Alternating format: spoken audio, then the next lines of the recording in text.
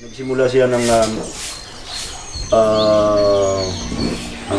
13-year-old nung bata pa siya. Ay, grabe.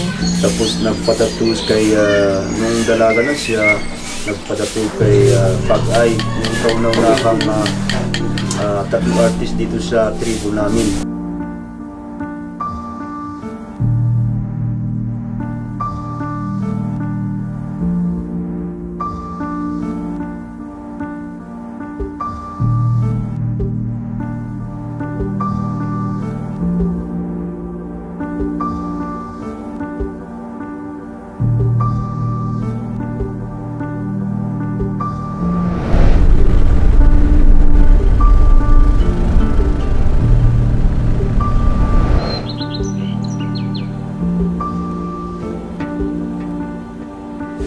Kalakihan naman, hindi po basta-basta yung pagtatato dito.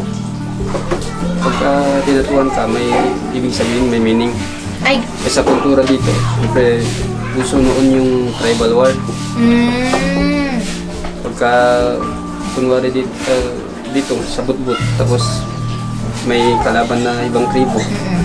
Pagka sumama ka dun sa digmaan, at alam mo na may natamaan ka kahit hindi namatay o may napatay ka, yun. Ay, parang award mo yung tattoo.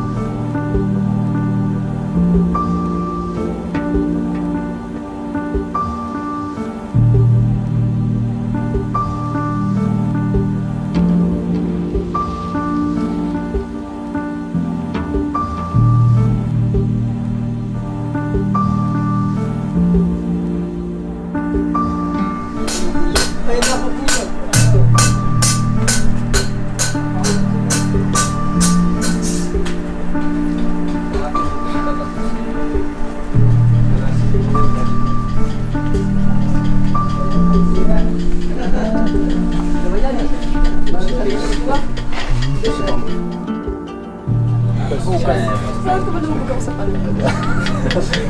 Sabi niya pa sa talo mo matigas yung gusto mo pala ulo. Marami din yung gustong matutong Mag-tattoo. para manatili.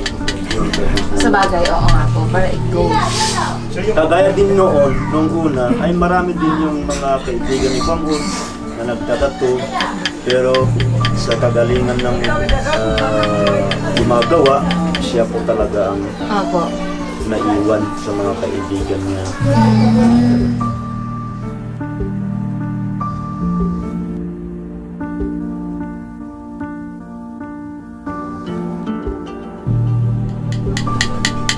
Bale, madali. Pagkatapos.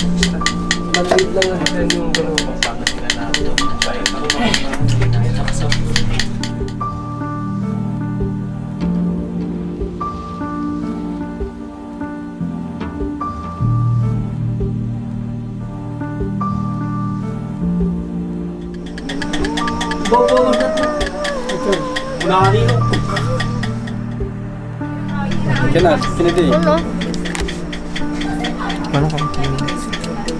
Nakachil lang.